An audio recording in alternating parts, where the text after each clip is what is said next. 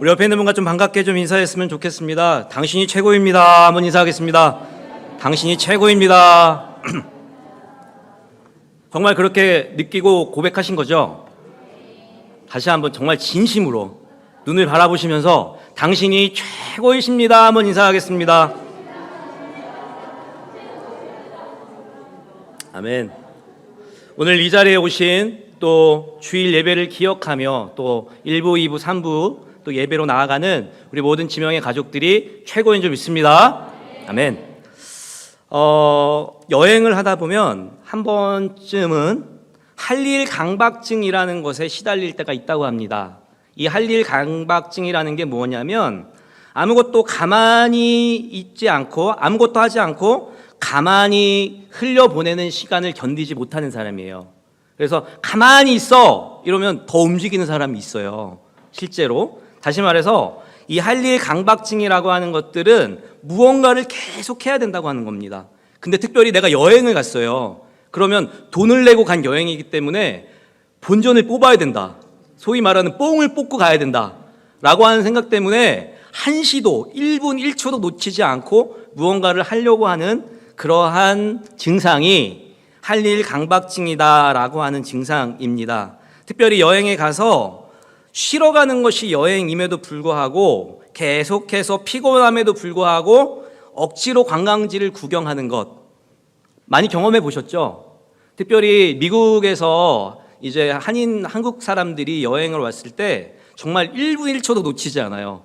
그 한순간을 놓치지 않기 위해서 카메라를 찍고 그리고 최선을 다해서 뛰어가서 또 버스에 탑승하는 그런 모습을 또 보게 되었습니다. 그런데 반대로 어떤 사람들은 여행에 갔다라고 해서 꼭 그 지역의 유명한 음식과 또 유명한 어떤 사적지나 유적지를 관람하지 않는다고 합니다.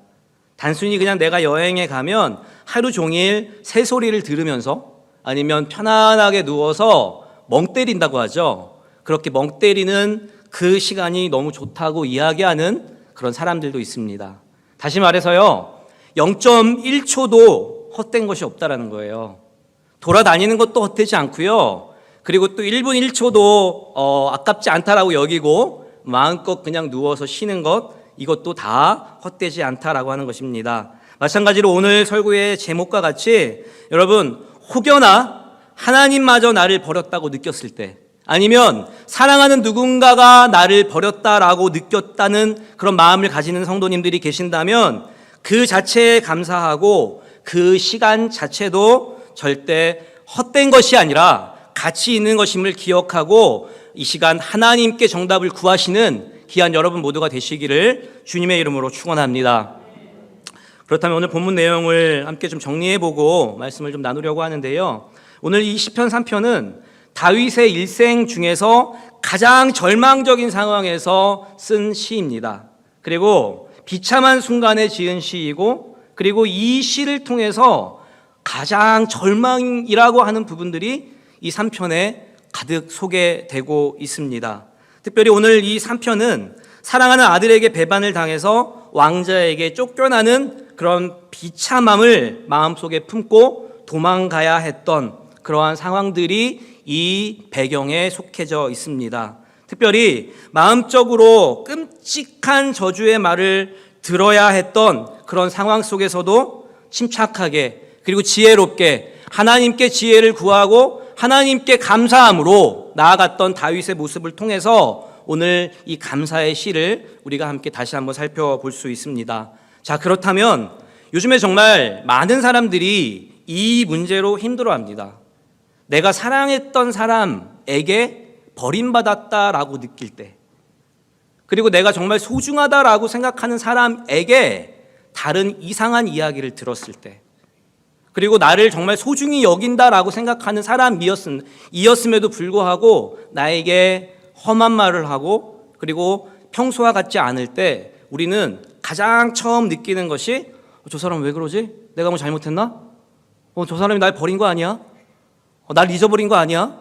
라고 생각할 때가 있다라고 하는 것입니다. 다시 말해서 우리가 그러한 상황 그리고 그러한 감정을 갖는다 할지라도 그럴 때 우리가 무너지지 않을 수 있는 그 힘이 오늘 이 본문에 소개가 되고 있다라는 거예요. 특별히 다윗은 오늘 본문을 통해서 그러나의 신앙을 가지고 우리에게 말씀해 주고 있습니다. 3절 말씀에서 이렇게 말씀하고 있습니다.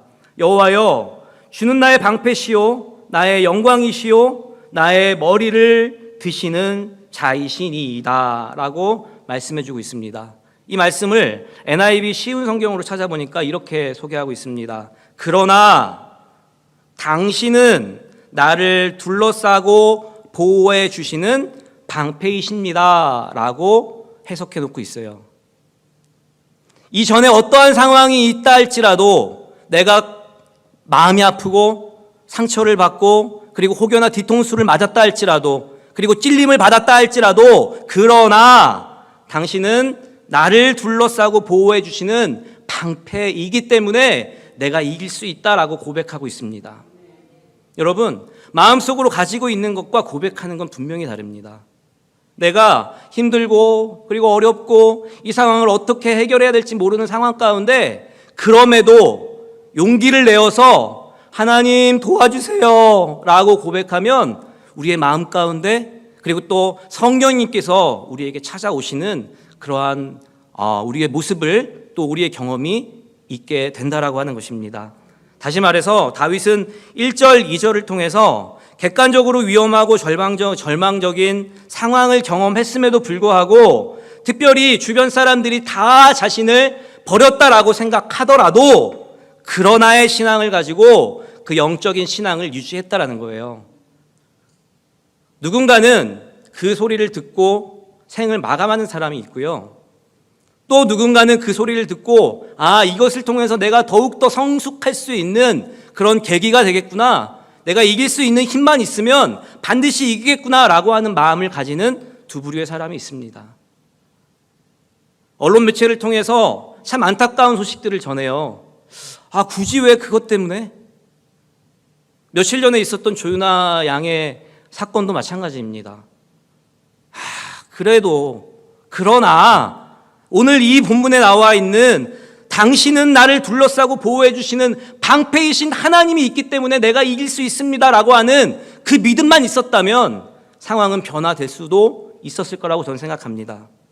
결국에는요, 오늘 다윗은 그러나의 신앙을 가지고 상황이라고 하는 부분들을 경험했을 때 한쪽으로 함몰되지 않았어요. 이러한 상황에 푹 빠져들 수 있지만, 그리고 저쪽에서 하는 이야기에 푹 빠져서 절망할 수 있지만, 눈앞에서 일어나는 사실과 그리고 생각의 시선을 빼앗길 수 있지만, 사탄의 간교한 거짓말에 속아 넘어갈 수 있지만, 나는 그런 사람이 아니야. 나는 그런 사람이 아니야. 하나님께서 나를 보호해 주시고 인도해 주시는 방패이신 하나님이 나와 함께 계시다라는 것들을 고백하고 일어섰다라는 것입니다. 사랑하는 우리 성도 여러분, 여러분 자신만이 가질 수 있는 그러나의 위대한 신앙을 가지시기를 주님의 이름으로 축원합니다. 그러면 어때요? 그랬으면 어땠습니까? 하나님이 나와 함께 하시면 무엇가 들었습니까? 이 시간 하나님을 믿고 의지하며 그럼에도 불구하고 그러나 나를 보호해 주시는 방패가 함께 계시는 것을 믿음으로 고백하시기를 주님의 이름으로 축원합니다. 두 번째로 영적인 자존감을 끝까지 지킨 다윗의 모습이 있습니다. 6절 말씀에 이렇게 말씀하고 있습니다. 천만인이 나를 애워싸 진친다 하여도 나는 두려워하지 아니하리이다. 아멘. 우리 성도님들은 뭐가 두려우십니까? 저는 저희 아내가 제일 무섭습니다. 주변 사람들도 그렇게 이야기를 합니다. 왜 그래? 그런데 그렇게 무서운 아내를 존경해 주니까 가정이 평안한 것 같아요. 그거 외에는 두려운 게 없습니다. 왜요? 하나님이 저와 함께 하시기 때문에. 물론 우리 아내와 싸울 때도 하나님이 함께 하시긴 하는데 근데 우리 아내가 좀 더 센 것 같아요. 영적인 자존감을 지킨다는 것이 쉽지 않습니다. 어떠한 상황에도 주눅을 들지 않고 또 무엇보다도 자기 상황을 비관하고 낙심하지 않는다라는 것 쉽지 않은 일입니다. 내가 어려움에 처하고, 그리고 누군가가 나를 욕하고, 그리고 누명을 쓰고, 또 내가 억울한 상황에 있을 때 다른 누군가가 한마디를 해도 굉장히 민감합니다. 그러한 상황 가운데서도 우리가 이길 수 있는 힘은 모든 상황을 하나님께 가져가서 의논할 때 하나님께서는 각자에게 맞는 천군 천사를 보내주신다라고 하는 것입니다. 다윗은 지난 과거를 기억하면서 자신에게 무서운 상처를 주기 위해 물어뜯은 악인의 이빨을 꺾고 뽑으신, 오늘 또 담임 목사님도 그런 설교를 하셨잖아요. 악인의 이빨을 꺾고 뽑으신 전지전능하신 하나님의 임재를 기억하면서 하나님께서 보호해 주신다라는 것들을 100%로 믿고 나아갔다라는 거예요. 99.999%도 아니고요, 90%도 아니고 50%도 아니고 100%의 믿음을 가지고 하나님께서 나를 도와주시고 이 상황 가운데 내가 주눅들지 않으며 담대하게 나아갈 수 있는, 두렵지 않는 하나님의 힘을 허락해 주신다라고 하는 것입니다. 세상 사람들은 알지 못하죠. 성령 충만함의 그 힘이라는 것은 어떠한 상황과도 비교할 수 없어요. 우리 하나님께서 우리에게, 우리 자녀들에게 주시는 특별한 은혜입니다. 이 시간 성령 충만함을 가지고 영적인 자존감을 회복해 나아가시기를, 그리고 영적인 자존감을 지켜 나아가시기를 주님의 이름으로 축원합니다. 이 부분에 대해서 영락교회를 담임하셨고 모세골 영성 목회를 하고 계시는 이명수 목사님께서 미국 목회자 세미나에서 이런 이야기를 하셨습니다. 참 잘 한번 들어보세요. 상처에 독화살을 쏠 때 그것을 못 쏘게 할 수는 없다. 그러나 화살이 날아와서 자유의 영역인 인격 속에 형성되어 있기에 나를 뜯고 들어오지 못하고 내 앞에서 툭 떨어지게 된다. 그리고 객관화 시켜보게 된다. 영적 형성을 기억하라. 영적 형성이란 항상 하나님의 임재 속에 사는 것이며 하나님과 내밀한 교제를 하면서 그분의 뜻을 묻고 그분에 대한 이해가 자꾸 바뀌고 삶의 스타일을 바꾸어가는, 살아가는 여정이 영적인 형성인 것이다 라고 이명수 목사님께서 이야기하셨어요.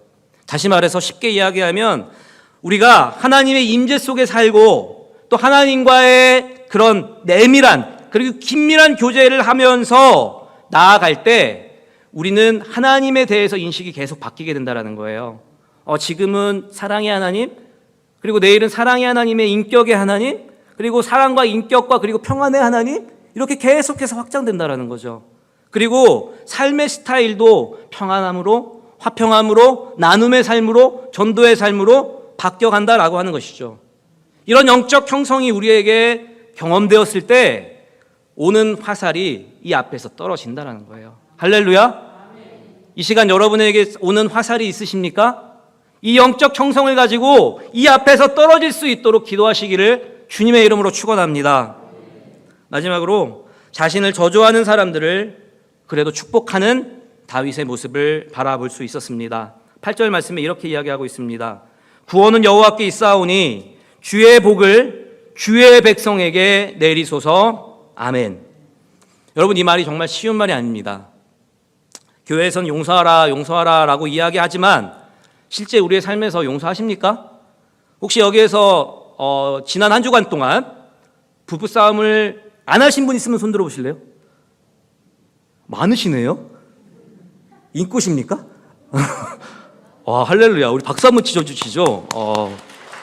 그럼 한 달 동안 나는 부부싸움 안 했다. 애들이랑도.